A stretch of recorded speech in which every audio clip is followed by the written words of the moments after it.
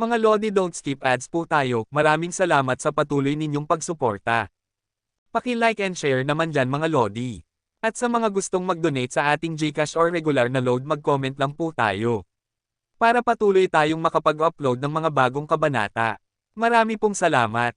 Kumusta mga Lodi, may bago tayong nobela, sana magustuhan nyo ang kwentong ito. Ito ay kwento ng isang kabataang lalaki na nagkaroon ng mahiwagang mga mata. Simulan natin ang kwento. Kabanata 871 hanggang Kabanata 880. Kabanata 871. Matanda, bakit ka nag-aalala? Patuloy ni Yehan, mag-ingat ka sa hilaga, at higit pa sa timog. Ayaw kong pumunta sa silangang dagat China. May kumuha ng aking dating pugad.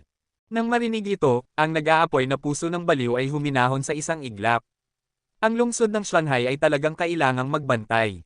Sa ngayon, si Yehan ay may maraming kaaway sa China. 10,000 para lang sigurado.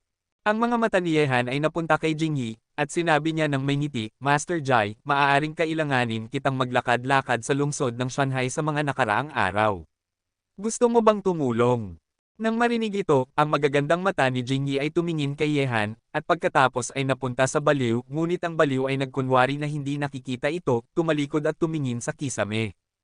Gusto mo akong tulungan na bantayan ang mga babaeng iyon?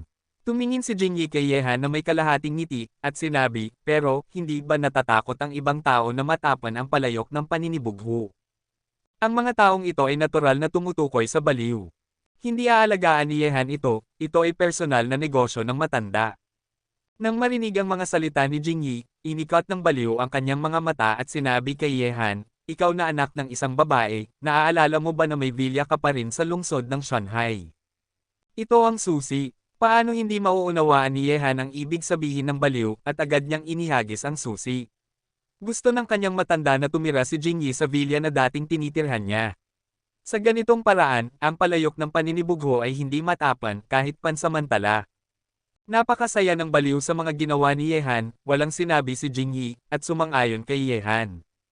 Lahat ay tumingin sa eksena na ito at palihim na tumawa. Matapos maayos ang lahat, nagsimula ng pumunta sa silangang dagat China si Yehan at ang kanyang grupo. Hindi gaanong marami ang pumunta sa silangang dagat China. 9 na tao lang sila, si Yehan, Baliw, Huang Batian, Zhao Hengtian, magkapatid na Chen, Leng Wufei, Shaben, Lin Chi. Ang matandang Panginoon Chen at Nanquan Huang Wanjin, 2 masters ang nagbabantay sa Taiyuan, nagbabantay laban sa mga tao ni Nolan Mietian. Ang silangang dagat China ay kabilang sa lugar ng dagat na nasa ilalim ng jurisdiction ng China, at kasama ang Bohai Sea, Yellow Sea, at South China Sea, tinatawag itong 4 na dagat. Papunta sa silangang dagat China, si Yehan at ang kanyang grupo ng Siyam ay unang dumating sa Jiangsu at Zhejiang, at pagkatapos ay sumakay ng bangka mula sa Jiangsu at Zhejiang patungo sa asul na dagat. Ang banal na hayop na Xuanwo ay lumitaw sa isang hindi kilalang isla sa silangang dagat China. Tumagal ng halos kalahating araw sa pamamagitan ng bangka. Sa gumugulong na barko ng transportasyon, tahimik na nakaupo si Yehan at ang iba pa, naghihintay na makarating ang barko sa kanilang patutunguhan. Hiniling ni Yehan kay Xu Qing na kunin ang barkong ito, at ang taong namamahala sa pagmamaneho ng barko ng transportasyon ay kanya rin. Mag-alala tungkol sa hindi inaasahang pangyayari.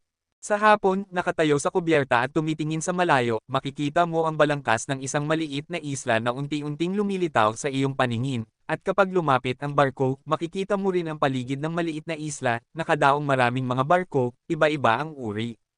Dumating si Yehan at ang iba pa sa kubyerta at tumingin patungo sa lokasyon ng maliit na isla. Mula sa bilang ng mga nakadaong na barko, makikita kung gaano karaming alon ng mga puwersa ang dumating dito, ngunit walang bakas ng mga taong ito. Ang barko ng transportasyon ay nakadaong sa gilid ng dalampasigan, at ang mga taong nagmamaneho ng bangka ay lumapit at sinabi kay Yehan, Binata Ye, nakarating na tayo, kailangan ba nating maghintay dito para bumalik ka, Binata Ye? Sinabi ni Yehan, hindi, dapat kayong bumalik sa Jiangsu at Zhejiang ngayon. Hindi ka dapat makisali sa mga pangyayari dito. Opo, Binata Ye. Bagaman nagtataka sila, hindi na sila nagtanong pa. Matapos tumalon si Yehan at ang iba pa mula sa barko isa-isa, nagsimulang tumungo ang barko ng transportasyon sa direksyon kung saan ito nanggaling. Sa paligid, ang walang katapusang dagat ay kumalat na parang walang katapusan. Sa isang hindi kilalang isla sa lugar na ito ng dagat, mayroong isang kagubatan, at mayroon pa ring ilang mga yapak sa dalampasigan. Siyam na tao ni Yehan ang pumasok sa kagubatan sa hindi kilalang isla. Ang hindi kilalang isla na ito ay hindi malaki o maliit. Gaya ng kasabihan, ang mga kaaway ay hindi nagkikita. Hindi nagtagal matapos makapasok sa kagubatan, nakasalubong ni Yehan at ng iba pa ang mga tao ng Guo. Ang mga tao sa mundo ay nagmula sa Five Sacred Sword Sect, at ang pinuno ay ang master ng Five Sacred Sword Master Luo Shang. Sa paligid niya, maraming matatandang masters ng Five Sacred Sword Sect. Ngayon kapag nagkikita ang mga kaaway, sila ay napakaselos. Yehan. Tumingin si Luo Shang kay Yehan na naglalakad sa kagubatan na may madilim na ekspresyon. Ang masamang hangarin sa kanyang mga mata ay parang matalas na espada na maaaring tumago sa katawan ng isang tao. Sumabog din ito ng malakas na masamang hangarin dahil kay Yehan, ang kanilang Five Sacred Sword Sect ay napatay ng Sword God Xiao Wentian at nagdusa ng malalaking pinsala, kasama ang pinuno na si Jian Jiangnan ay malubhang nasugatan at pumasok sa isang estado ng pag-urong. Kaya ako ay kaibigan ng Five Sacred Sword Sect. Hindi ko alam kung bakit mo ako tinawag.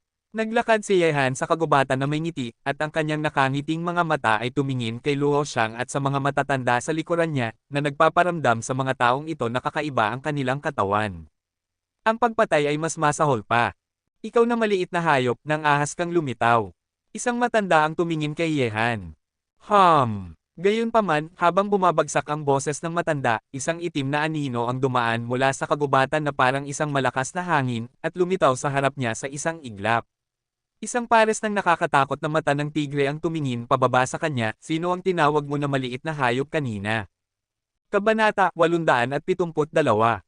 Ang masamang hangarin ay namulaklak sa katawan ng baliw, at ang nakakatakot na masamang hangarin ay bumabalot sa kagubatan, na nagdudulot ng panginginig ng mga puso ng mga miyembro ng Five Sacred Sword Sect.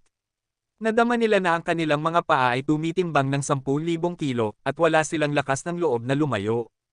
Napansin lang nila si Yehan ngayon, hindi nila nakita na ang baliw ay nasa koponan din ni Yehan.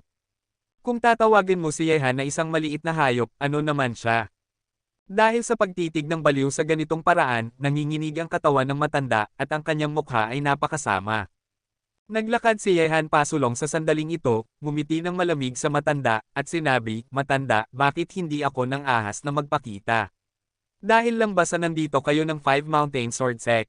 Matapos sabihin ito, tumingin si Yehan kay Five Sacred Sword Master Luo Shang, at sinabi, "Deputy Head Luo, ano, kayo ng Five Sacred Sword Sect ay inaapi dahil sa inyong sariling kawalang kakayahan, at plano ninyong isisi sa akin."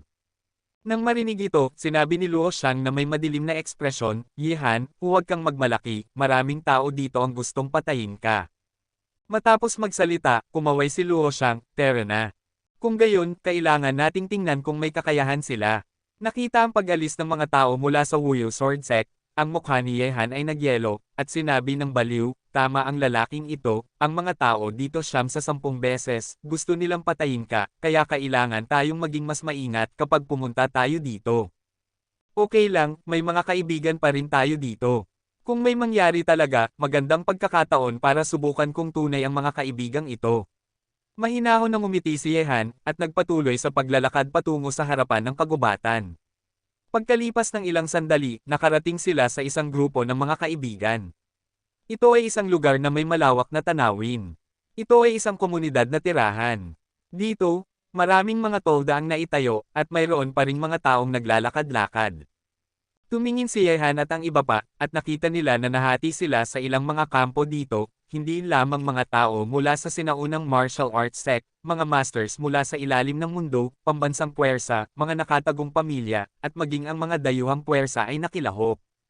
12 ng mga tolda, malaki at maliit, ang naitayo sa bukas na lugar na ito, at ang mga aura ng hininga ay magkakaugnay sa kawalan, na ginagawang napakakatakot ng kolonya na ito. Ang mga tao mula sa lahat ng mga sekta sa sinaunang martial arts world ay dumating, at maging ang bago sect na hindi pa ipinanganak, ay dumating na. Ang mga mata ng baliw ay dumaan sa mga kampo na ito, at bahagyang lumiit ang kanyang mga mata. Sa lugar na ito, ilang mga kampo ang maaaring hatiin pansamantala, bawat lineup ay medyo malakas. Ang grupong iyon ng mga tao ay dapat na mga eksperto mula sa Bangzi Kingdom, tama ba? Tumingin si Yehan sa kanan. Mayroong higit sa 20 katao doon. Mayroong isang pamilyar na makapangyarihang aura, mga tao mula sa pamilyang Jin ng Bangzai Kingdom. Hindi lang Bangzai Country, kundi pati na rin ang Little Japan. Tumingin si Zhao Hengtian sa isang grupo ng mga tao na 100 metro ang layo mula sa master ng Bangzai Country, at sinabi na may pangungutya. Tumingin din si Yehan, at dumating din ang Little Japan. Ang master ay napaklakas din, ang aura na pinakawalan ay maaaring magulat ng maraming tao. Kaagad, lumipat ang tingin ni Yehan, at pagkatapos ay nakita niya si Nolan Mietian, Wang Fokishan, Wang Dizu, ang 4 na dakilang banal na monk ng Shaoxi Mountain, ang mga pinuno ng iba't ibang mga sekta sa sinaunang martial arts world, at ilang mga taong tumakas mula sa itim na bilangguan. Lahat ng mga masters ay narito. Sa huli, ang mga mata ni Yehan ay napunta sa isang pino na lalaki sa tabi ni Nolan Mietian. Sa ibabaw, ang lalaking ito ay parang scholar. Wala siyang kaunting agresibong aura sa paligid niya na nagbibigay sa kanya ng isang madaling lapitan na pakiramdam. Nakita ang pagtingin ni Yehan, itinaas ng eleganteng lalaki ang kanyang ulo upang harapin ang posisyon ni Yehan, ngumiti at tumango. Ang ngiting tigre na ito ay dumating ng maaga. Tumingin din ng baliw sa pino na lalaki na may ngiti. Dapat siya ang patriarch ng pamilyang Nolan, Nolan Yaoguang, tama ba? Kinunot ang mga mata ni Yehan at nagtanong, sa pagkakataong ito, maraming mga nangungunang eksperto dito. Nolan Yaoguang. 20 taon na ang nakakaraan, ang pinakamahusay na henyo ng pamilyang Nolan ay kasing sikat ng baliw ng pamilyang Ji, ang sword god Wen Tian, Qindian ng pamilyang Yan, at ang master ng si Hangchai, at siya ay isa sa 5 henyo sa China.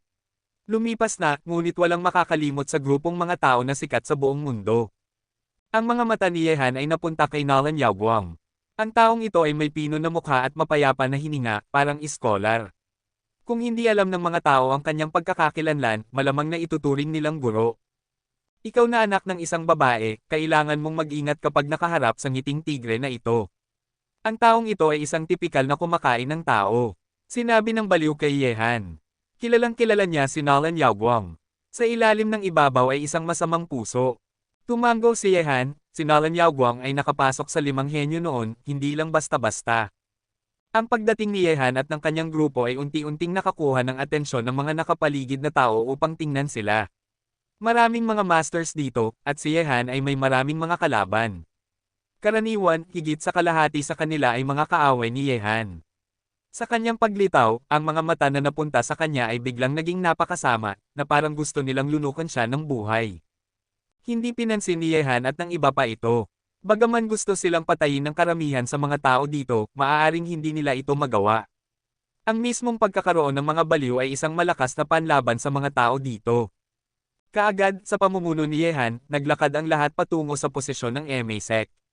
Sa ngayon, dahil ang MA at Yehan ay nagiging malapit, sila ay ganap na na-isolate ng iba pang mga sekta sa sinaunang martial arts world. Ngayon dito, mukhang nag-iisa, ang MA School ay pinamumunuan ng 2 masters na si Waking at Wuyok, pati na rin ang isang grupo ng mga masters ng MA School.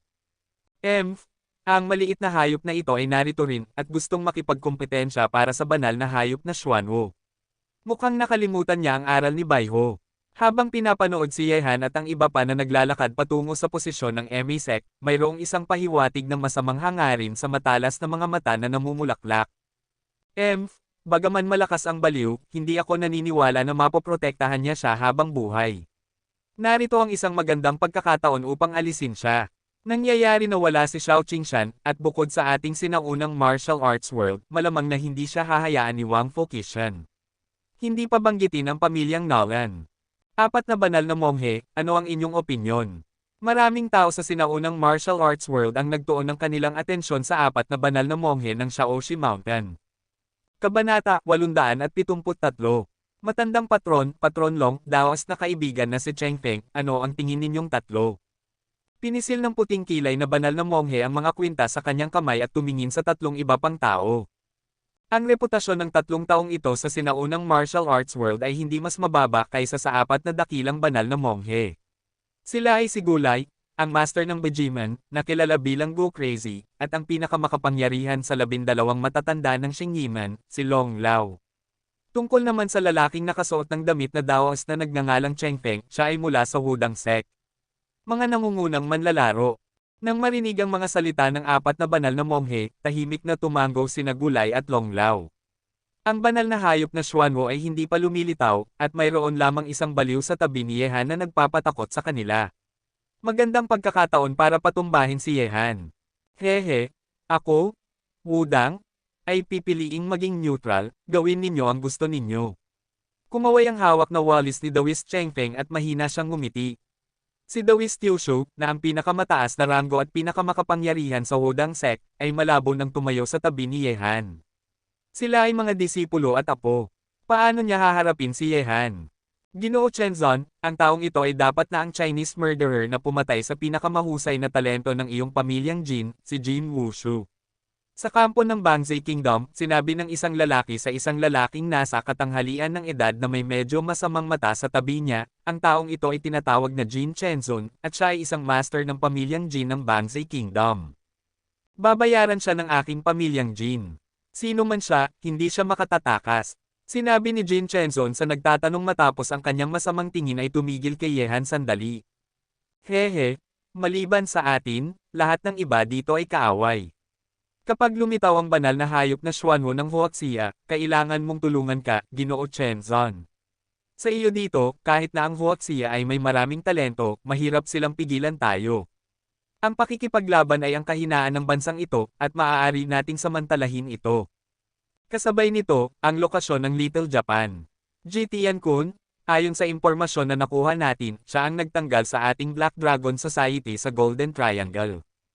Naiintindihan ko. Mahinang tumingin ang lalaking nagngangalang Yoshida-kun kay Yehan, at pagkatapos ay pumikit muli, ang taong ito ay anak ng isang Oriental madman, kaya hindi madaling magdulot ng gulo. Tandaan ang ating layunin sa pagkakataong ito, ngunit kung may pagkakataon, ipadala ang kanilang ama at anak sa kalsada ng magkasama.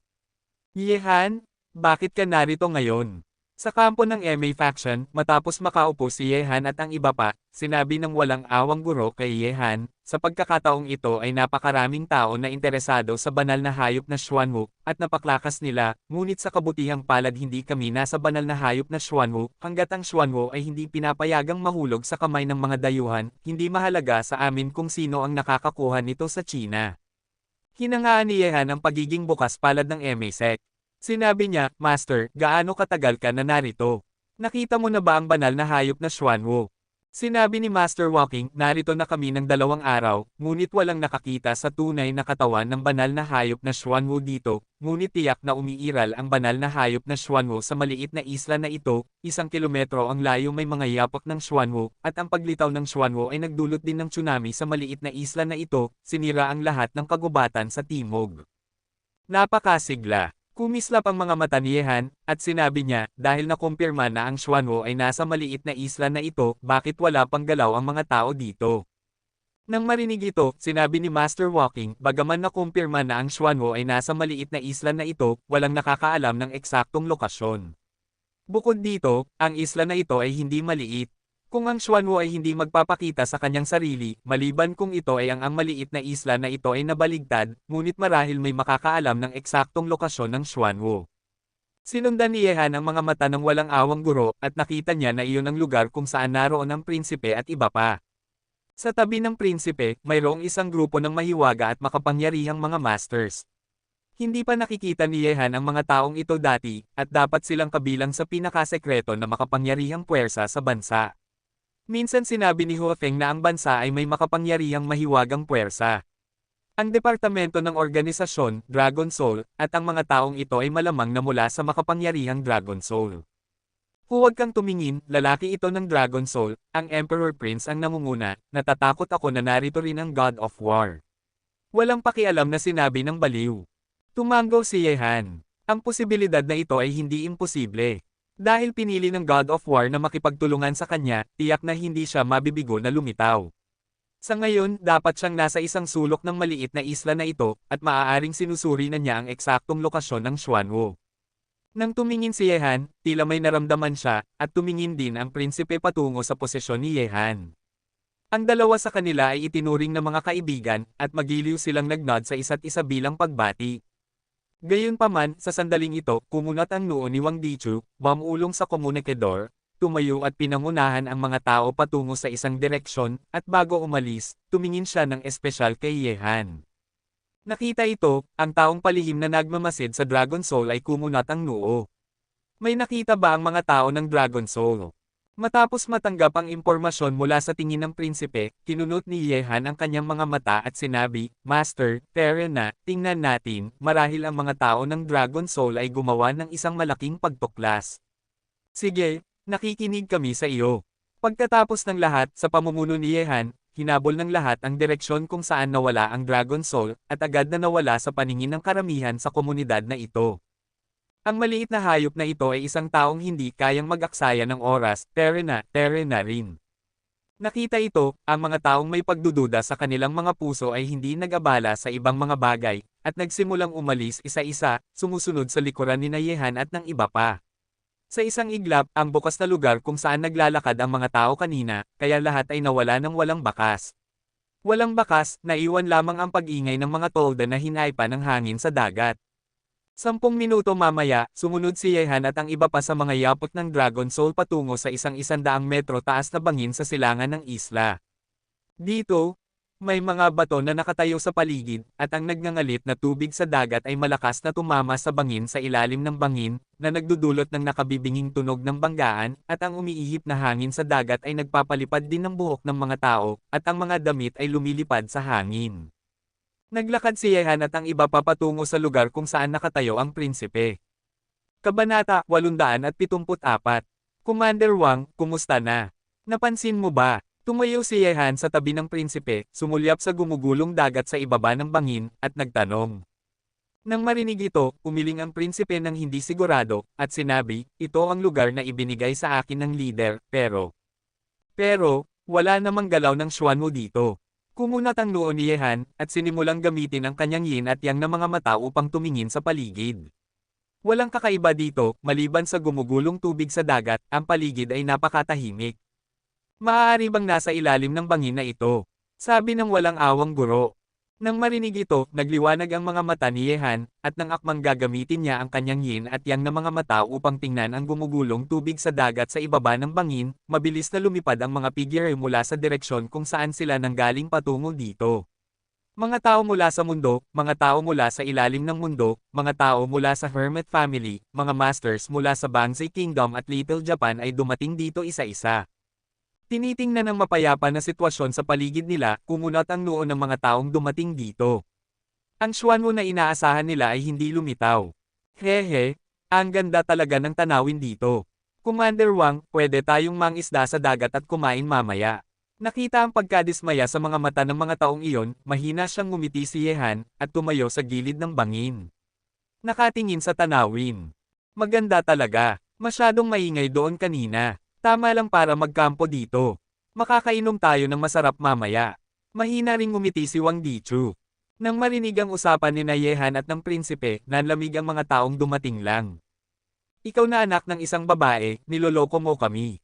Sa kampo ng sinaunang martial arts world, si Gulay, ang master ng Boji sect, ay nagpakawala ng malakas na masamang hangarin sa kanyang mga mata, at malamig na tumingin kay Yehan. Ganoon din ang iba. Orihinal nilang naisip na gumawa ng kilos si Yehan, at dapat na nakuha niya ang balita tungkol sa banal na hayop na Xuanwu, ngunit tumakbo sila at nakita na wala dito kundi ang umiihip na hangin sa dagat. Ang pakiramdam na iyon ay parang sa kanila. Para silang nilalaro ni Yehan. Nang marinig ito, lumingon si Yehan at ngumisi, at sinabi, kaibigan ko, pwede kang kumain ng kung ano-ano, pero hindi ka pwedeng magsalita ng kung ano-ano. Niloloko kita. Ikaw ba ang nag-imbite sa iyo dito? Nang marinig ito, biglang nakaramdam ng hirap ang mga taong nakarinig ng mga salitang ito, at ang masamang hangarin ay mabilis na namulaklak sa madilim na mga mata, na ginagawang nakakatakot agad ang aura sa piraso ng langit at lupa na ito, na may malalakas na alon ng ang hininga ay magkakaugnay, na nagpapatakot sa mga tao. Ikaw na anak ng isang babae, hinahanap mo ang kamatayan mo.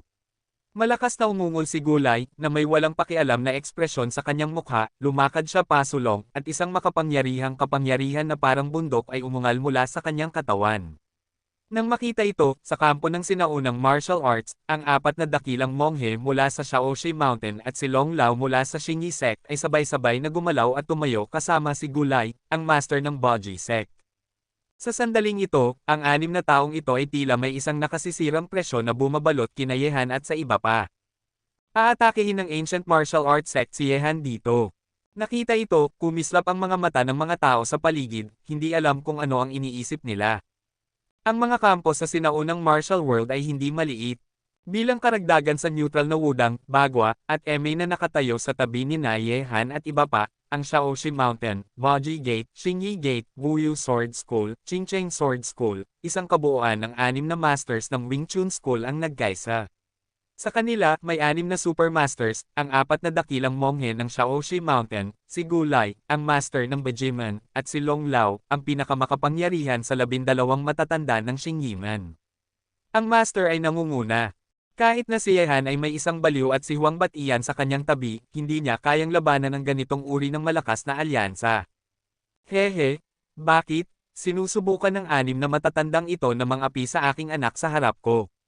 Nang makita ito, mahina siyang ngumiti ang baliw, at sa isang iglap, ang walang katapusang pamimilit ay namulaklak mula sa kanyang katawan, parang galit na leon. Baliw, wala si Xiao Qingshan, hindi mo siya mate at tago ngayon. Ang 6 na Super Masters ay nagsama-sama, at sa likuran nila, daan-daang mga Masters ang sumusunod, at ang kanilang mga hininga ay magkakaugnay, na sumasakop sa mundo. Mukhang kaka-rating lang natin dito, at magkakaroon ng malaking labanan. Walang pakialam sina Zhao Hengtian at ang iba pa, at ang kanilang buong katawan ay puno ng espiritu ng pakikipaglaban. Mahigpit na kinuyam ni Huang Batian ang kanyang mga kamao, nakatitig sa mga tao sa Shaoxi Mountain na may napakasama na mga mata. Tumingin si Yehan sa eksena na ito na may kalmadong ekspresyon. Inaasahan na ni Yehan na mangyayari ang sitwasyong ito mula nang dumating siya dito at nakilala ang mga kalaban na iyon. Kaya, hindi siya nagulat na sasalakayin siya ng mga taong ito sa oras na ito. Gusto mo ba akong patayin? Ang kalmadong mga mata ni Yehan ay dumaan sa 6 na Super Masters, at sinabi, ang 6 na pangunahing sekta ay nagkakaisa, isang napaklakas na line-up, pero gusto kong malaman, sino pa dito ang gustong patayin ako? Patayin ako! Matapos magsalita, gumalaw ang mga mata ni Yehan, tumitingin mula sa mga nakapaligid na kampo. Pagkatapos, ang mga eksperto mula sa Bangzai Kingdom na tahimik sa buong panahon na ito, ay lumabas. Kasabay nito, lumabas din ang mga eksperto mula sa Little Japan. Ang mga eksperto mula sa 3 kampo sa loob at labas ng bansa ay kailangang harapin si Yehan ng sabay-sabay. Gusto kong malaman, dito, sino pa ang gustong patayin ako? Nang bumagsak ang mga salita ni Yehan, sa susunod na sandali, ang mga masters ng Bangzai Kingdom ay lumabas mula sa ibang direksyon, nakatitig kay Yehan ng malamig, at sa parehong oras, ang mga masters ng Little Japan ay lumabas din mula sa ibang direksyon, nakatitig kay Yehan. Yehan. Kabanata 875. Nakita ito, nagulat ang mga taong pumili na maging neutral. Sa loob at labas ng bansa, may 3 pangunahing kampo na gustong harapin si Yehan ng sabay-sabay. Sa ganitong makapangyarihang kampo, walang sino man dito ang makakapigil sa kanila ng mag-isa. Bukod sa mga masters ng Bangzai Kingdom at mga masters ng Little Japan, kahit na ang 6 na pangunahing sekta ng sinaunang martial arts ay nagkakaisa, magiging napakahirap para kay Yehan na lumaban, hindi pa banggitin, kahit na ang kaharian ng Bangzai at Little Japan ay sumali na rin ngayon. Para kay Yehan, ang sitwasyong ito ay maaaring ilarawan bilang isang nakamamatay na krisis. Nang ahas kang maging ganito kahambog nang dumating ka sa China. Mukhang ayaw mong bumalik ng buhay. Ang isang nakakagulat na pagpatay ay tumagas mula sa baliw, at ang Bangzigyo at Little Japan ay nakialam. Ginagawa nitong mas masahol pa ang masamang hangarin sa kanyang puso. Ganoon din ang kay Huang Batian, Zhao Hengtian at iba pa. Ang 2 dayuhang aso na ito ay talagang itinuturing ang lugar na ito bilang kanilang sariling teritoryo, kumikilos ng may lakas ng loob at walang ingat. Ang sitwasyong ito ay hindi rin nakakagulat kay Yehan. Ang Bangzigyo at Little Japan ay parehong may sama ng loob sa kanya, kaya normal na makialam sila sa oras na ito, ngunit ang taong dapat talagang makialam ay patuloy na itinatago ang kanyang mukha. Dahan-dahang napunta ang mga mata ni Yehan kay Wang Fo, Kishan at sa iba pa, mahina siyang ngumiti, at sinabi, nakialam na silang lahat, kumusta ka naman? Bakit, napakaraming taong nagpadala sa iyo sa kalsada, hindi mo ba iniisip na hindi sapat ang tanawin? Ang mga mata ni Nolan Mietian ay nakipagkita sa mga mata ni Yehan, at ang mga hindi nakikitang matalas na bagay ay nagpalitan sa kawalan. Ang 2 sa kanila ay mga nakatalagang kalaban, pareho, isa lamang sa kanila ang maaaring maligtas. Ngumiti si Yehan at sinabi, hindi ba masaya na marami? Kung masyadong kakaunti ang tao, mukhang masyadong boring. Nang marinig ito, kumunat ang mga sulok ng mga bibig ng maraming tao, masyadong kakaunti ang tao. Iyon ay tatlong super makapangyarihang kampo, kaya mo ba silang labanan? Nang marinig ito, sa tatlong kampo, ang walang awang masamang hangarin ay muling sumulpot. Yehan, ito ay hayagang paghamak sa kanila. Ginoo Wang Fu, Patriarch Nolan, dahil determinado siyang maghanap ng kamatayan, bakit hindi natin siya hayaan? Ang mga mata ni Gulay ay napunta kay Wang Fu, Kishan at Nolan Yaoguang, nagdagdag ng isa pa, magiging apat na makapangyarihang kampo iyon. Sa oras na iyon, tiyak na mamamatay si Yehan ng walang libingan. Nang marinig ito, mahina siyang ngumiti si Nolan Yaoguang at sinabi, lahat, pasensya na, ngunit ang aking pamilyang Nolan ay walang ugali na makipag-isa sa mga dayuhan. Mas gusto kong makipaglaban ng isa-isa. Nang marinig ito, maraming tao ang ngumisi sa kanilang mga puso, kailan naging ganito kamatuwid ang ngiting tigre na si Nolan Yaoguang. 20 taon na ang nakakaraan, ginamit niya ang lahat ng paraan upang harapin ang kaaway. Kung ikukumpara sa Yehan ngayon, mas masama siya ng 3 puntos. Medyo nagulat si Yehan sa mga salitang ito. Pipiliin ni Nolan Yaoguang na talikuran ng ganito kagandang pagkakataon. Tungkol naman sa mga salitang hindi siya sanay na makipag-isa sa mga dayuhan, natural na hindi paniniwalaan ni Yehan na pipiliin ng matandang Zoro na ito na sumuko. Mukhang may malalaking ambisyon siya para sa banal na hayop na Xuanwu, at ayaw niyang magdulot ng karagdagang problema. Ang kabutihan ni Patriarch Nolan ay kahanga-hanga. Mahina siyang ngumiti si Yehan, pagkatapos, ang kanyang mga mata ay napunta kay Wang Fu Kishan, at kinunot niya ang kanyang mga mata at sinabi, matandang lalaki Wang Fu, hindi mo ba gustong maghayganti para sa iyong panganay na disipulo na si Chu Xuanji? Nang marinig ang mga salita ni Yehan, isang nakakatakot na liwanag ang kumislap sa kalmadong mga mata ni Wang Fu Kishan, at sinabi, bata ng pamilyang Ji, darating ang panahon, kukunin ng matanda ang iyong buhay. Ngayon, dapat mo munang isipin kung paano mabuhay. Bumaba. Hindi gumalaw sina Nolan Yaoguang at Wang Fu Kishan na nagdulot ng kaunting pagkadismaya kay Yehan. Kaagad, mahina siyang ngumiti, sumulyap sa mga masters ng 3 kampo, at sinabi na may ngiti, Commander Wang, gusto mo bang tulungan ako? Isang kamay na tumutulong. Siyempre, sino mang gustong hawakan ka ngayon, hindi hahayaan ng Dragon Soul at ng leader na makatakas siya. Ipinahayag ni Wang Dizo ang kanyang saloobin. Sa susunod na sandali, sabay-sabay na lumabas ang mga masters ng Dragon Soul, at ang walang takot na mga mata ay nakipagkita sa mga masters ng 3 kampo, panunood. Nakita ito, nanlamig ang mga ekspresyon ng 3 kampo sa sinaunang martial world. Ang Dragon Soul, na kumakatawan sa bansa, ay nakatayo sa likuran ni Yehan sa sandaling ito. Sa kompetisyon para sa banal na hayop na White Tiger noong nakaraang taon, ang mga nakatataas ay maaaring makilahok sa pakikipaglaban kay Yehan ng magkasama. Ngayon, ang posisyon ay nabaligtad. Ngayon, walang makakasalba sa kanyang buhay. Nagkatinginan ng mga tao sa sinaunang martial arts world at lumakad pasulong. Kahit na ang mga tao mula sa Dragon Soul ay nakatayo sa likuran ni Yehan, papatayin nila si Yehan ngayon. Sa pagkakataong ito, mahirap maghintay para sa ganitong bihirang pagkakataon sa susunod. Ang 3 kampo ay dumating ng sabay-sabay, at ang nakakatakot na aura ay nagparamdam na parang hamina ang tunog ng pagbagsak ng tubig sa dagat sa ilalim ng bangin. Ang buong eksena, ang nakakapanghinayang nakapangyarihan, ay mabilis na kumalat. Naghintay si Yehan at ang iba pa para sa labanan, nakaharap sa isa't isa ng walang takot.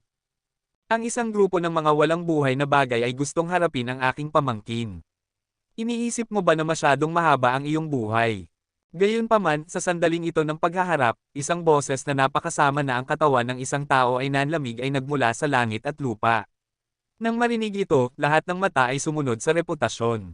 Sa susunod na sandali, isang puting lalaki na may kulay nyebe ay naglalakad sa ilalim ng mga puno ng kagubatan, na parang naglalakad sa lupa, at sa kanyang mataba at gwapo na mukha, mayroong isang nagyayelong aura na sobrang lamig na magpapalamig sa kawalan. Ang taong ito ay may napakagwapo na hitsura. Ang kanyang mukha na may matutulis na anggulo ng tubig ay parang pinutol ng kutsilyo at palakol. Walang makakapili ng anumang kapintasan. Ang payat na katawan na iyon, na sinamahan ng gwapo at hindi pangkaraniwang mukha na iyon, ay malamang na sapat upang magawa ang sinuman sa mundo. Ang mga babae ay nababaliw sa kanya, ito ay isang lalaking napakaganda na maiinggit ang sinuman sa kanya.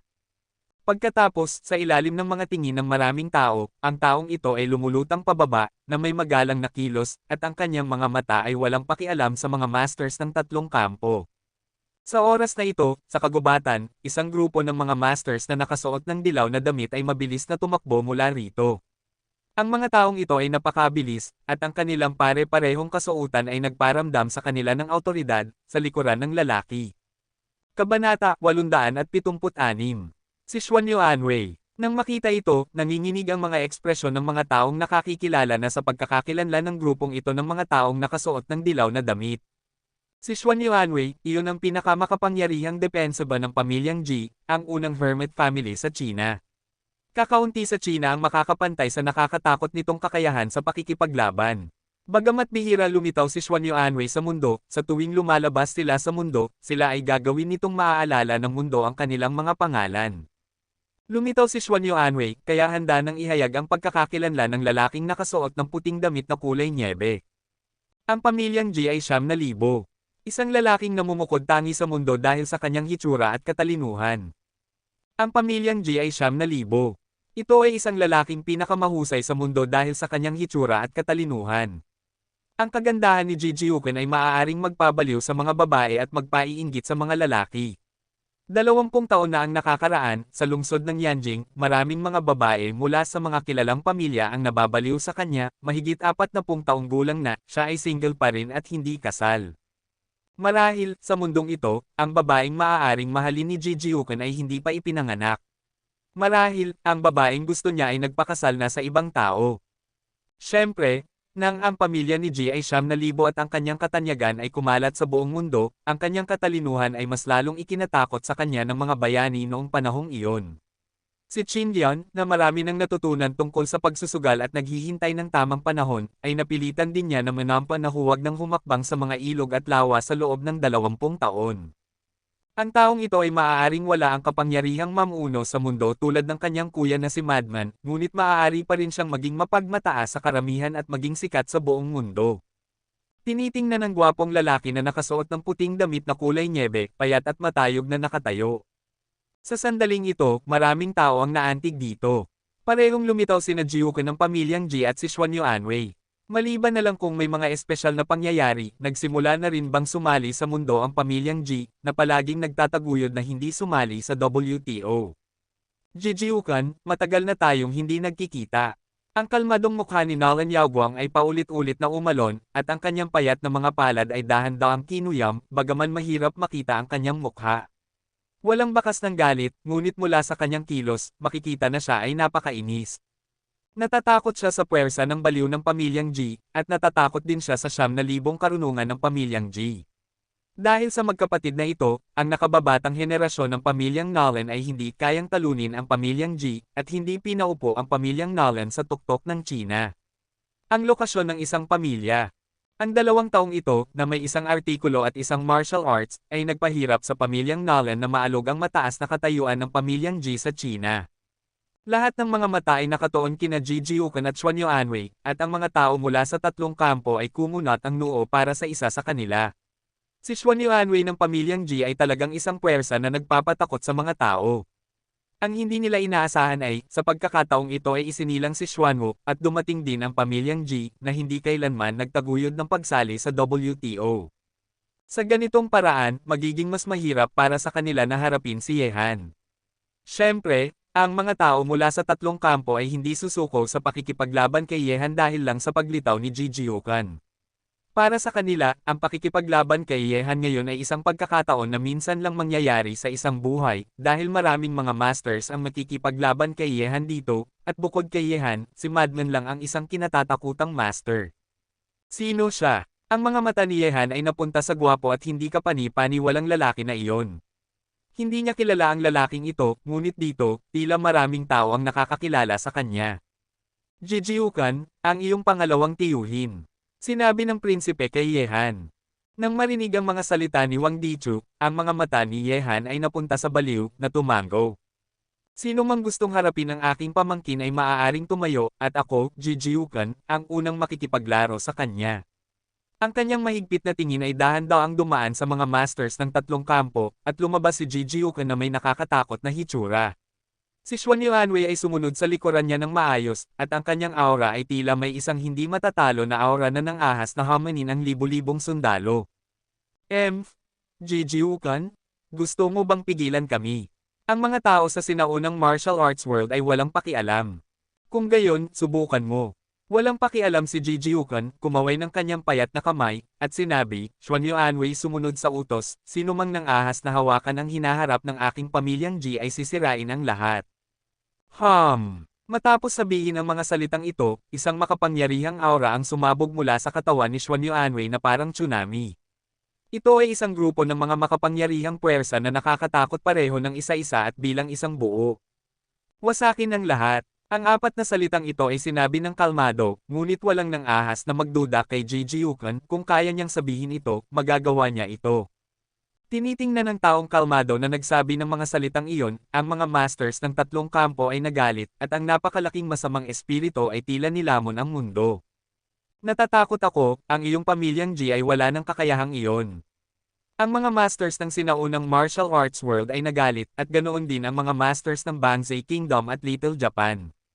Ang mga salita ni Jijiukan ay masyadong mayabang, na parang itinuturing niya silang mga langgam na maaaring tapakan hanggang sa mamatay anumang oras. Kabanata 877. Kaya, gusto ninyong subukan.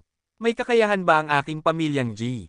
Nang magalit ang master ng sinaunang martial arts world, isang pagtawa ang dahan-dahang kumalat sa pagitan ng langit at lupa. May dumating na naman. Matapos marinig ang mga salitang ito, isa-isa nilang mabilis na tiningnan ang paligid ng mundo, sinusubukang alamin kung nasaan ang nagsasalita.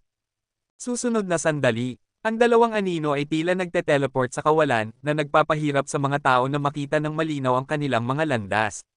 Sa isang hininga, ang dalawang anino ay bumagsak sa lupa at tumayo sa lupa ni Jijiukan, mauna. Ang dalawang taong ito ay dalawang matatandang lalaki, ang isang matandang lalaki ay nakasuot ng magulo, may hawak na isang banga sa kanyang kamay, parang pulubi, ang kanyang kasuotan ay lubos na magkasalungat sa taong nasa tabi niya, ang matandang lalaking ito ay nakasuot ng ginintoang dilaw na damit, nakasuot ng sinaunang kasuotan, ang hininga sa katawan ay nagbibigay sa mga tao ng isang hindi pangkaraniwang awtoridad. Bagaman mukhang matanda ang matandang lalaki, siya ay matangkad at tuwid, na may isang pares ng mga mata na kumikislap sa bawat oras, at ang kanyang hininga ng buhay ay napakamalakas. Mula sa puntong ito, makikita na ang matandang lalaking ito ay tiyak na hindi mahina kaysa sa magulo na matandang lalaki, umiiral. Nakita ang itsura ng dalawang taong ito, bagaman hindi gaanong marami ang nakakilala sa matandang lalaki na nakasuot ng gintong damit sa ngayon, may ilang tao dito na hindi nakakakilala sa magulo na daos na si Xiao Qingshan, na makakatayo sa tabi niya, magiging ordinaryong tao ba iyon?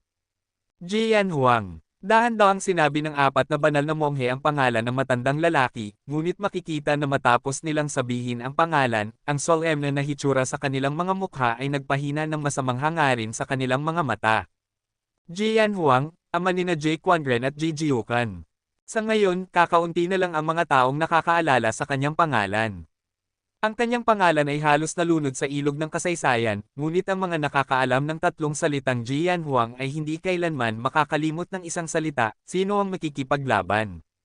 Sa magulong panahon, si Yan Huang ng pamilyang Ji, armado ng tibak na Xuanyuan, ay nag-iisa na lumaban sa dalawang Master Ninja Masters, pumatay ng isang tao, pinahina ang isa pa, at naglakbay pakanluran gamit ang tibak, na nagpapatakot sa mga masters ng martial arts ng maliit na bansang isla na parang tigre at lobo.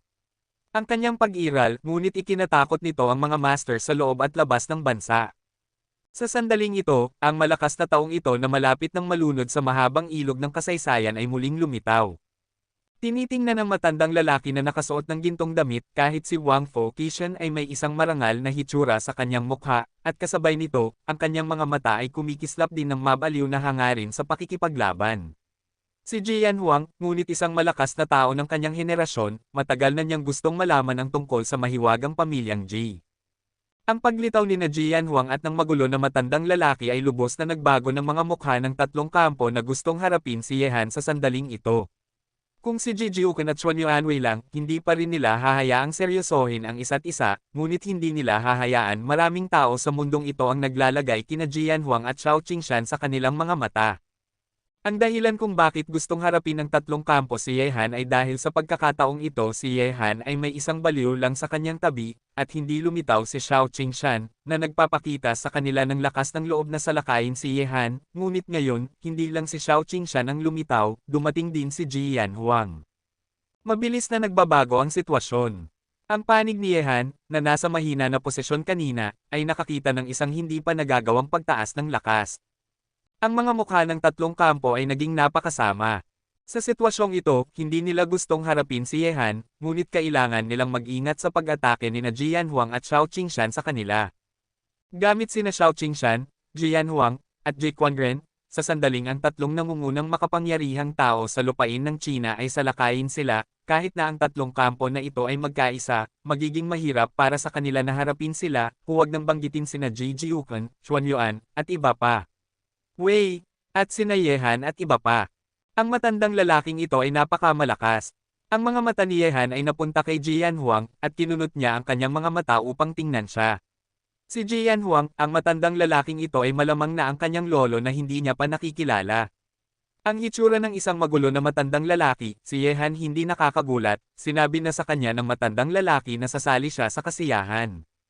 Ito rin ang dahilan kung bakit nang ahas si Yehan na maging ganito kalakas ng loob, kahit na sina Wang Fo, Qishan at Nalan Yaoguang ay nakilahok, hindi siya natatakot dahil alam niya na ang magulo na matandang lalaki ay dapat nasa maliit na isla na ito. Bukod dito, bukod sa pagiging magulo at luma na, basta may gagawin siya, ang God of War ay lalabas din. Bukod dito, ang kanyang sariling lakas ay lubos ding napabuti sa partido sa kapatagan. Sa oras na iyon, gamit ang kanyang lakas, kahit na harapin niya ang mga gustong harapin siya, may pagkakataon siyang manalo. Ji Yanhuang, hindi ko inaasahan na darating ka talaga.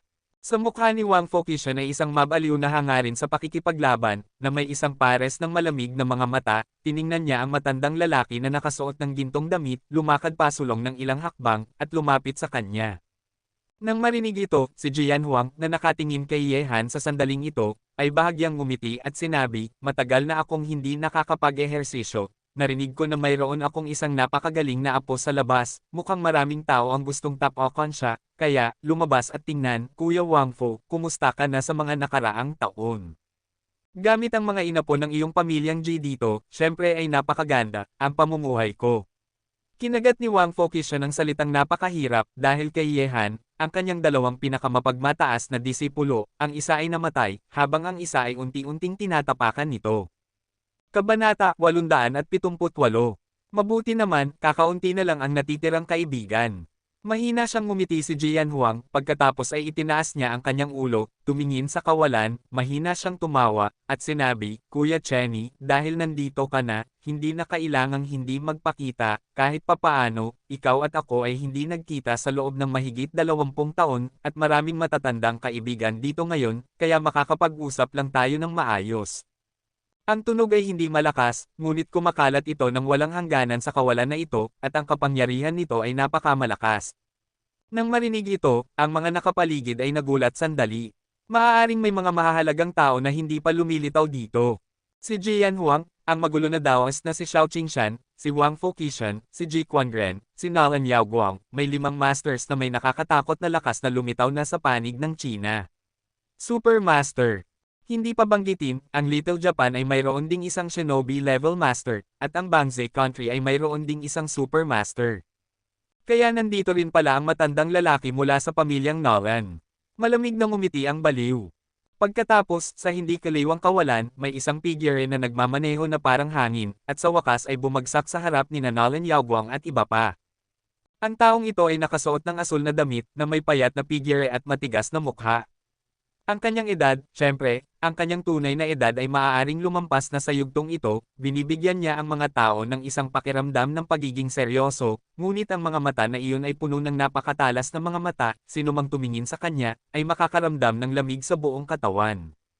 Si Nolan Chenny, isang makapangyarihang master na minsang hinarap si Ji Yanhuang nang hindi natatalo, ay sikat na sa buong mundo noong simula ng pagkakatatag ng People's Republic of China. Malakas. Nakita ang mga masters na lumilitaw isa-isa, muling nagulat ang mga tao sa paligid, at ang kanilang mga mata ay napunta sa mga taong ito.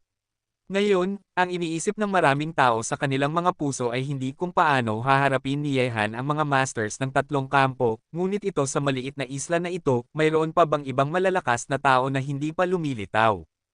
Nakita ito, medyo naunawaan ni Yehan ang dahilan kung bakit gusto siyang hanapin ng God of War para makipagtulungan. Sa pagkakataong ito, napakaraming nangungunang eksperto. Ang pagiging makatayo laban sa napakaraming supermasters, ang paghahanap sa kanya para makipagtulungan ay hindi lamang isang pamumuhunan sa hinaharap, ngunit sa ngayon, ang pakikipagtulungan kay Yehan ay katumbas ng pagtali sa tatlong supermasters na sina Xiao Qingshan, Jian Huang, at Madman sa isang panig. Sa barko, sa ganitong paraan, ang labanan para sa banal na hayop na Xuanwo ay magkakaroon ng ganap na bentahe.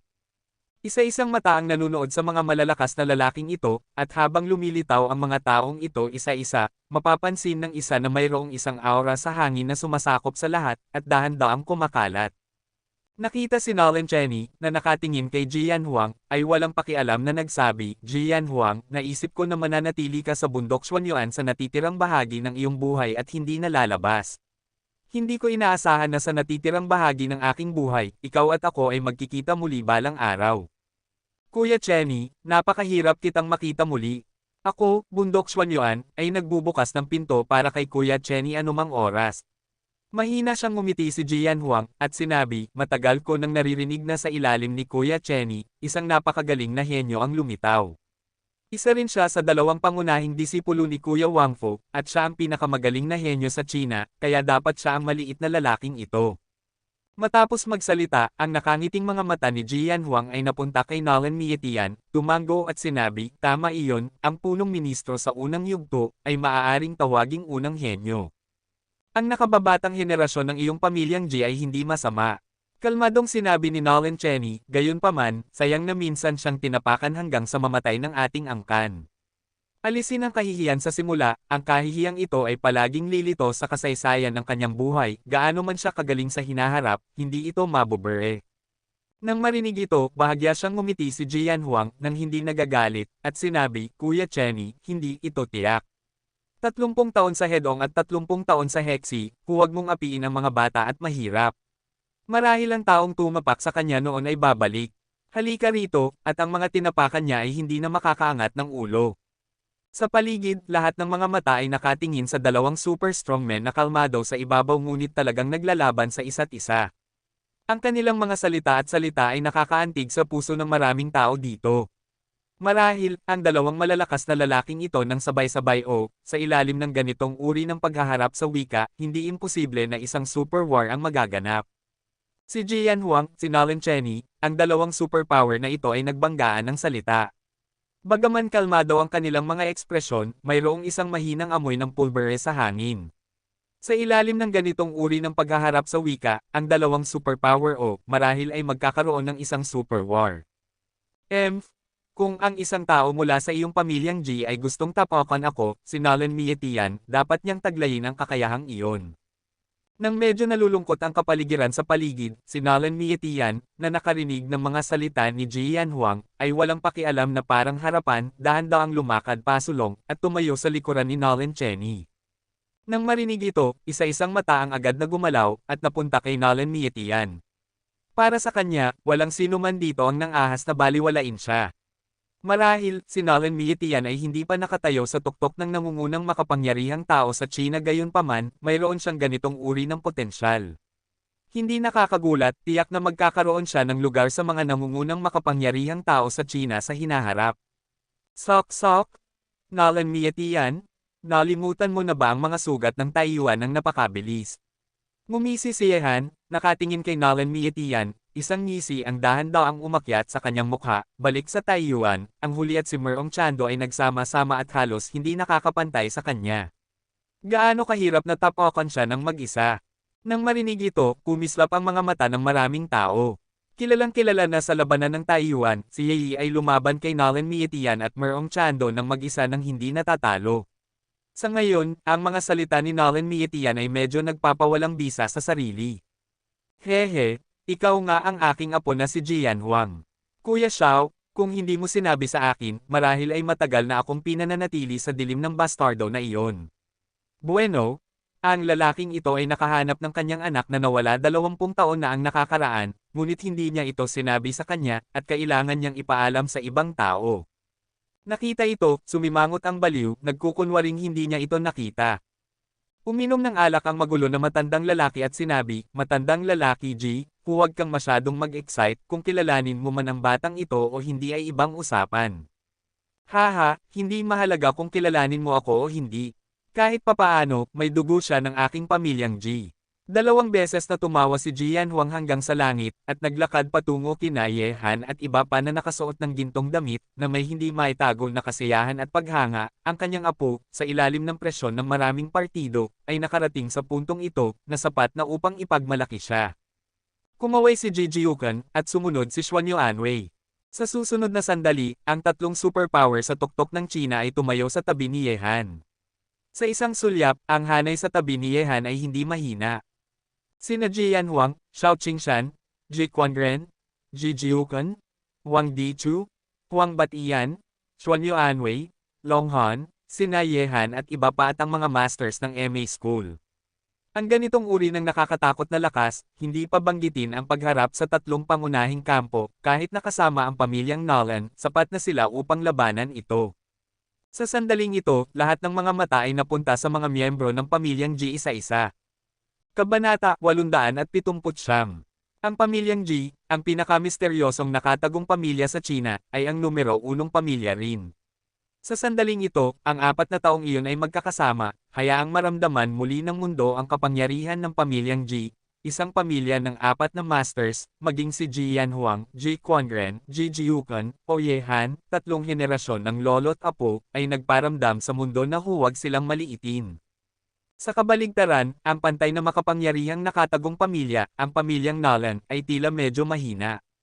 Si Nolan Cheney, maaari siyang tumayo balikat sa balikat kay Jian Huang, ngunit kahit na ihahambing si Nolan Yaoguang sa isang baliw o kay Ji Jiukan, mahirap para sa kanya na harapin ang 2 taong ito gamit ang puwersa at karunungan. Kung ikukumpara kay Ye Han, batay sa kasalukuyang sitwasyon, siya ay mas mababa rin kay Ye Han. Ang pagkakaibang ito ay nagparamdam ng labis na lamig sa mga mukha ng pamilyang Nolan. Nang ang mga mata ng langit at lupa ay nasa kampo ni Ye Han, ang walang pakialam na tinig ni Jiukan ng pamilyang G ay muling nagsalita, "Ngayon, tatanungin ko ulit, sino pa ang gustong harapin ang hinaharap ng aking pamilyang G?" Nang marinig ito, ang mga tao mula sa 3 pangunahing kampo ay sabay-sabay na nanahimik. Sa sandaling ito, sino mang nang-ahas na magsalita tungkol sa pakikipaglaban kay Ye Han ay walang alinlangang humihingi ng kamatayan. Isang grupo ng mga mang-aapi at mapagkunwari. Nakita ang eksena na ito, malamig na umungol si Ji Jiukan, ang kanyang napakagwapong mukha ay puno ng isang napakalaking puot, gayunpaman, dahil nagsalita ka na, walang pagbabalik kung gusto mong harapin ang hinaharap ng aking pamilyang G, kailangan mong tiisin ang galit ng aking pamilyang G. Pagkatapos ng lahat, si Ji Jiukan ang unang lumabas, sinundan ng makapangyarihang Xuan Yuanwei, na sumunod ng malapit sa likuran na may isang mabangis na aura. Nakita ito, ang mga mukha ng 3 kampo ay biglang naging mas pangit pa. Nang gumalaw si Ji Jiukan, katumbas ito ng pagpayag ni Jian Huang sa kanyang mga aksyon. Kapag sina Jian Huang, Xiao Qingshan, at Ji Quanren ay sabay-sabay na gumalaw, sino ang makakapigil sa kanila? Sa paligid, ang nakakagulat na mga mata ay nanunood din ng eksena na ito. Ang 3 kampo ay haharapin si Ye Han kanina, ngunit ngayon, nakaharap sa makapangyarihang pamilyang G, maaaring humihingi sila ng gulo. Teka, gayunpaman, sa sandaling ito, lumabas si Ye Han mula sa likuran ng karamihan, tinatanggap ang mga tingin ng mga tingin, lumingon si Ji Jiukan nang marinig ang tunog, at tiningnan niya si Ye Han, ang lamig sa kanyang gwapong mukha ay biglang nawala ng walang bakas. Nang walang bakas, na may banayad ng ngiti, hindi ba mas maganda kung gagawin ito ng tiyuhin para sa iyo? Mas gugustuhin kong gawin ito mismo. Kalmado ang itsura ni Ye Han.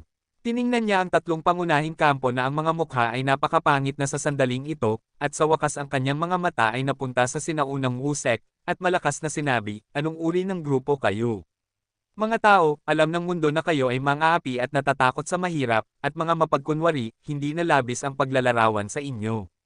Sinasabing sa isang kampo ng sinaunang martial arts world, ang mga malamig na tingin na iyon ay halos maglalabas ng nagngangalit na apoy, na parang susunugin nila si Ye Han hanggang sa mamatay. Sa harap ng mga masters ng mundo, ang kanilang reputasyon at dignidad sa sinaunang martial arts world ay lubos na natapakan ng mga salita ni Ye Han. Siyempre, bagaman naramdaman ng nakapaligid na karamihan na ang mga salita ni Ye Han ay masyadong walang awa, totoo naman iyon. Ang sinaunang martial arts world ay hindi na ang sinaunang martial arts world na makakapanglaban para sa bansa noong nakaraan. Unti-unti silang kinukonsinti bulag, maging sakam. Gayunpaman, kahit na ganoon, sa ngayon, ako, Ye Han, ay hindi kayo sasalakayin. Nagbago ang usapan, at sinabi ito ni Ye Han, na nagulat sa lahat. Paano hahayaan ni Ye Han ang ganito kagandang pagkakataon? Mga taong napunta sa sinaunang martial arts world. Ang mga usapin ng ating pamilya, maaari nating isara ang pinto at maglaan ng oras. Hindi natin dapat hayaang tumayo ang mga tagalabas upang panoorin ang iskandalo at pagtawanan ng ating bansang Chino. Tumingin si Ye Han sa mga tao sa sinaunang martial arts world, at nagpatuloy, kaya, ang mga taong dumating dito dalawang dayuhang aso, kayo, huwag kayong mag-isip na umalis ngayon. Pagkatapos ng lahat, biglang nanlamig at naging walang awa ang mga mata ni Ye Han, at dahan-daang napunta sa master ng Bangzai Kingdom at Little Japan. Ang mga taong gusto niyang harapin ay ang dalawang pamilyang ito. Kasunod ng mga mata ni Ye Han, lumipat sila sa mga masters ng Bangzai Kingdom at Little Japan, at sa buong mundo, ang mga mata ay sumunod sa kanila, pinapanood sila, at nakinig sila sa mga salita ni Ye Han. Ang mga tagalabas ay hindi dapat payag ang pagtawanan ang bansang Huaxie sa paggawa ng ganitong desisyon, at kahit ano pa ang mga plano ni Ye Han, hindi bababa sa nakuha niya ang paggalang ng mga tao sa paligid niya. Dapat mong malaman na gamit ang kasalukuyang lakas ni Ye Han, kahit na hindi mahirap sirain ang tatlong kampo na ito. Sa ganitong paraan, magkakaroon siya ng isang mas kaunting makapangyarihang kaaway sa China. Gayunpaman, hindi niya ito ginawa. Sa halip, pinili niyang harapin ang mga dayuhang puwersa at ang kanyang sariling mga gawain, at isinara ang pinto upang mabagal na kalkulahin sa hinaharap. Sa buong mundo, tinitingnan ang malamig at walang awang binata, palihim silang tumango. Sa sandaling ito, nakuha ni Ye Han ang kanilang paggalang. Kumislap ang mga mata ng mga tao sa sinaunang martial arts world, at isa-isa nilang tinitigan si Ye Han, nagtataka kung ano ang iniisip nila. Pagkatapos, sa ilalim ng titig ng nakapaligid na karamihan, dahan-dahan silang umatras, iniwan ng Bangzigyo at Little Japan upang harapin si Ye Han. Sampay na bastardo. Sa kampo ng mga masters ng Bangzigyo, ang mga malamig na masamang hangarin ay namulaklak mula sa kanilang mga katawan. Sa oras na ito, hindi sila sumulong o umatras. Nag-iisa sila, nakaharap kay Ye Han, paano nila magkakaroon ba ng anumang pagkakataon? Baga, ang mga incheck ay hindi kailanman mapagkakatiwalaan, Yoshida-kun. Ang mukha ng Little Japan ay mas pangit pa kaysa sa Bangzigyo. Kapag sinalakay sila ni Ye Han, ang tanging maaasahan nila ay si Shinobi Masaomi Yoshida. Ang ating mga dakilang mandirigma ng dakilang imperyo ng Hapon ay hindi kailanman mga duwag. Walang pakialam si Masaomi Yoshida, at ang samurai sword na mahigpit niyang hawak sa kanyang kamay ay dahan-daang nanginginig, na parang huhugot niya ang kanyang kaluban upang patayin ang kaaway anumang oras. Hindi ko alam kung ang inyong grupo ng tinatawag na mga dakilang mandirigma ay talagang mga duwag kapag nakaharap sa ganap na lakas. Malamig na ngumiti si Ye Han, at bigla, isang napakamakapangyarihan at nakakatakot na aura ay pinakawalan mula sa kanyang katawan. Lumabas ito, at mabilis na sumulpot sa pagitan ng langit at lupa. Nakita ito, isang kakaibang tingin ang kumislap sa mga mata ni Jijiukan, at isang ngiti ang lumitaw sa mukha ni Junya. Pagkatapos, pumaway siya ng kanyang kamay, at ang makapangyarihang Xuan Yuanwei ay agad na pumatay sa mga masters ng Bangzigyo at Little Japan na parang tigre at lobo. Pagpatay sa mga bandidong kaaway, paano natin magagawa nang wala tayo? Naglakad sina Huang Batian, Zhao Hengtian at iba pa, at lumabas din ang prinsipe kasama ang master ng Dragon Soul. Ang Dragon Soul ay lumaban sa Little Japan, si Huang Batian ay humarap sa master ng pamilyang Jin ng Bangzai Kingdom, at ang prinsipe ay humarap sa Little Japan Shinobi Master na si Yoshida Masaki. Kabanata 880. Mga malalaking labanan at pagpatay ang naganap sa oras na ito. Sa paligid, lahat ng mga mata ay nanunood. Para sa Little Japan at Bangzai Kingdom, walang sino man dito ang may magandang impresyon sa kanila, hindi pa banggitin na ang dalawang ito ay narito upang makipagkompetensya para sa kanilang Chino banal na hayop na Xuanwu, na mas nakakasuka. Sa simula ng labanan, si Ye Han, na may malakas na aura sa kanyang katawan, ay walang pakialam, lumabas, isang pares ng payat na mga palad na kinuyam sa mga kamao, at direktang sinuntok ang isang Tianren Master. Sa ilalim ng suntok na iyon, ang makapangyarihang Tianren ay pinatay niya kaagad, at ang nakakatakot na suntok ay sumabog sa ulo ng ninja Shinobu. Ang utak at dugo ay sumabog sa lahat ng direksyon, ang eksena ay napakasama at madugong. Gayunpaman, ito ay simula pa lamang. Pinatay ni Yehan si Tianren gamit ang isang galaw, at nagpatuloy si Yehan sa paglalakad. Ang kanyang makapangyarihang puwersa ay nagtipon sa kanyang mga kamao. Ang isang Tianren na nakikipaglaban sa Dragon Soul Master ay walang awang pinatay din ni Yehan. Tama iyon, ang suntok ay bumagsak sa katawan ng Tennin Master, ang makapangyarihang puwersa ay tumagos sa mukha, na nagdulot ng pagkabali ng mga buto sa katawan ng Tennin na ito ng paunti-unti, at ang kanyang pagkamatay ay napakasama. Tanga! Sa paligid niya, 4 o 5 liwanag ng Taybak na may nakakatakot na pilak na liwanag ay dumating na umaatake at pumapatay sa kawalan sa paligid ni Yehan. Ang bilis ay hindi pangkaraniwan, hinaharangan ang itaas, gitna, at ibabang daan ni Yehan, parang hola, mahigpit na binabalot siya. Sa ilalim ng ganitong uri ng pinagsamang pag-atake, ang ekspresyon ni Yehan ay nanatiling hindi nagbabago. Bigla, nakita niya ang kanyang katawan na tumataas mula sa lupa, parang agila na nagwawagayway ng mga pakpak, at sumuntok.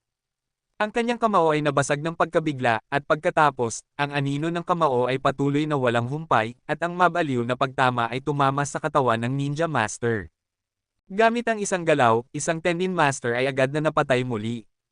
Gayunpaman, sa nakapaligid na kawalan, ang mga pag-atake ng ilang iba pang mga ninja ay nakarating na sa paligid ni Yehan, at ang nagyayelong hininga na nagmumula sa sandatang iyon ay maaaring tumagos sa balat ni Yehan. Mamatay! Matapos bigkasan ng mga salita, si Yehan, na nasa kawalan, ay nagkaroon ng isang nakakagulat na pagbabago sa kanyang mga mata, parang Diyos ng kamatayan sa impyerno, isa ay itim at isa ay puti, dalawang nakakatakot na ilaw ang sumabog sa kanyang mga mata, at pagkatapos, ang mga mata na ito ay dumampi sa mga mata ang mga ninja masters na may mga mata, na parang nakakita sila ng pinakakatakot na bagay sa mundo, ay nakatayo sa ere na tulala. Bigla, ang itim na liwanag at puting liwanag ay sumabog na parang dalawang kidlat na nagwawalis sa mundo, pinatay ang lahat ng mga ninja na may mapurol na mga mata, at nawala sa mundo ng walang tunog, na parang hindi pa sila lumitaw ang pareho, nang hindi nag-iiwan ng anumang bakas. Ang ganitong uri ng nakaka-infiltrating na eksena ay nagdulot ng isang hitsura ng takot sa mga mukha ng mga tao sa buong mundo na nakakita ng eksena na ito. Ang paraang ito ay napakakatakot. Paano maabot ng kapangyarihan ng tao ang ganitong antas? Anong uri ng paraan ito? Maraming tao ang nagkatinginan sa pagkalito. Ang tahimik na paraan ni Yehan sa pagpatay ng mga tao ay talagang nakakatakot. Kuya Xiao, nararamdaman mo ba ito? Tanong ni Jian Huang na may kunot noo, ang kanyang mga mata ay hindi kailanman umaalis sa katawan ni Yehan. Tumango ang magulo na matandang lalaki, ang kanyang mga mata ay kumikislap, yin-yang, tila ang batang ito ay kamakailan ay nakakuha ng isang uri ng hindi maunawa ang kapalaran. Ang tadhana ay ganyan, at walang makakapagbago nito. Noong natatakot ang mga tao sa paligid sa paraan ng pagpatay ni Yehan. Nakapasok na si Yehan sa bilog ng labanan, ang mga itim at puting mata ay walang awang nag-aani, at walang sinuman ang naligtas sa yin at yang.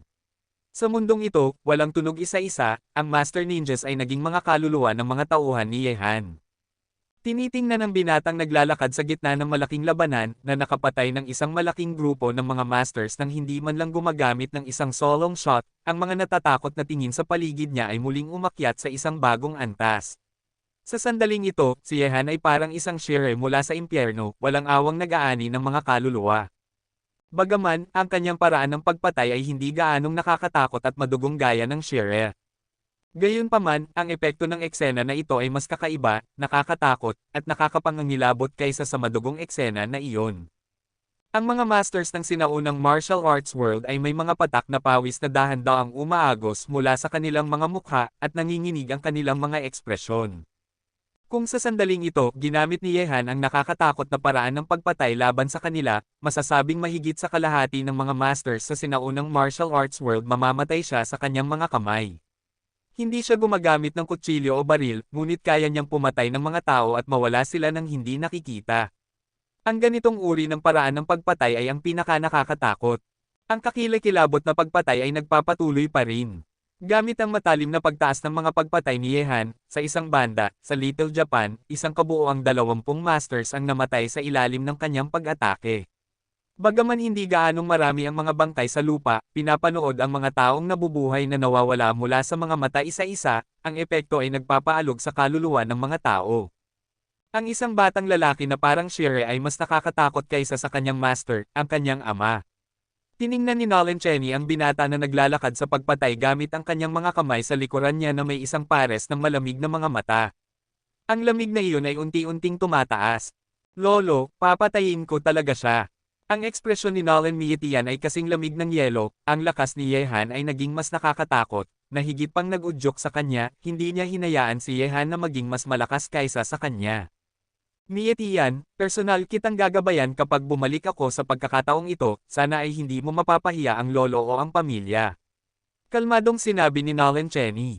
Tiningnan ni Nolan Miyetian si Yehan na naging adik sa pagpatay, at malamig na sinabi, Lolo, kung hindi mo siya kayang patayin, humihingi ng tawad si Miyetian gamit ang kamatayan. Pagpatay hanggat gusto mo, sa loob ng wala pang 10 minuto, ang mga masters ng panig ng Little Japan, maliban sa ninja master na si Yoshida Masaomi na nakikipaglaban sa prinsipe, ang natitirang mga ninja masters ay pinatay at nasugatan, at maraming masters ng Dragon Soul ay walang pagkakataon na gumalaw. Hindi, mahigit sa kalahati ng mga tao dito ay pinatay ni Yehan.